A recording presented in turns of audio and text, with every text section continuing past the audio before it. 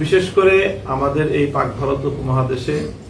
মাওলানা মওদুদী সাহেবের প্রতিষ্ঠিত জামাতে ইসলামী নামে যে সংগঠন রয়েছে, এই সংগঠনের সাথে আমাদের পূর্বসূরীদের আকাবির আসলাফদের যুগ থেকেই আমাদের যে আকীদাগত চিন্তাগত যে মতপার্থক্য আছে, সেই মতপার্থক্য সম্পূর্ণ আপন জায়গায় একেবারে মতভেদ স্পষ্ট থাকার সত্ত্বেও চলমান রাজনৈতিক প্রেক্ষাপটকে মোকাবেলা করার জন্য বৃহত্তর চিন্তার ভিত্তিতে একটা ঐক্য তৈরি করা হয়েছে। এই ঐক্য কোনোভাবেই আকীদা এবং বিশ্বাসগত ঐক্য নয়।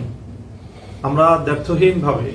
এই কথা জাতির সামনে ব্যক্ত করছি, ইতিপূর্বে বহুবার করেছি যে আমাদের আমিরে হেফাজত এই ক্ষেত্রে আমাদের পূর্বসূরীদের পক্ষ থেকে পরিচালিত ধারায় কোরআন সুন্নাহর বিভিন্ন অকাট্য প্রমাণের ভিত্তিতে যেই চিন্তা, বিশ্বাস, আকীদা এবং আদর্শের কথা বলে থাকেন, আমরা সেই চিন্তা, বিশ্বাস এবং আকীদার অনুসারী এবং সেটাকে দৃঢ়ভাবে ধারণকারী ব্যক্তি এবং সংগঠন।